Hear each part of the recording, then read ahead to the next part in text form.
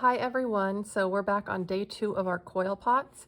The first day, remember, you built your base so you can have it going larger, going bigger on the top, or you can make it go smaller on the top or straight up and down.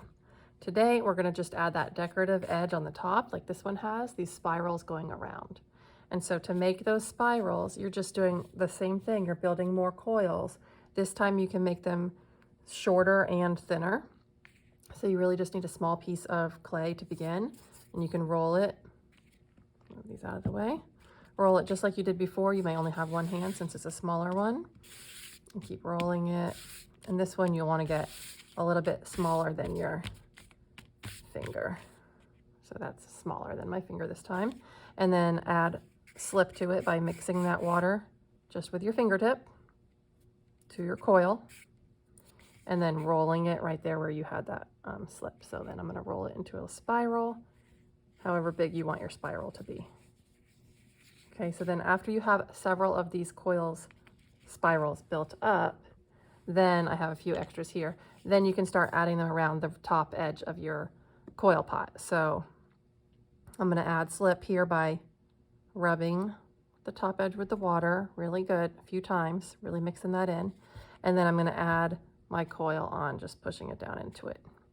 Next one, make sure there's some slip there. You can even add some extra slip here on your coil and push it down right next to the previous one. And then once you have built around the whole edge, or however many you would like, you don't have to do the whole circle, you can take one of these. Actually, maybe I'll show you on this one. You're going to take a little clay tool that's going to help you to make an even stronger connection with these, because these are really could fall off pretty easily once your clay starts to dry. So to make sure that they don't fall off, we're going to use a smoother tool like this one. And you'll see it easier on this one. That's why I did it on the wide one. But you can smooth the inside of your coils and bring a little bit up to your spiral decorations, just on the inside edge, like that. First with the tool, and you can do it between your spirals as well, like that. And then you're going to take your finger and smooth that out. Now I'm not doing this very hard, because if I push too hard, it's going to become really thin, and then it will be very fragile and could break.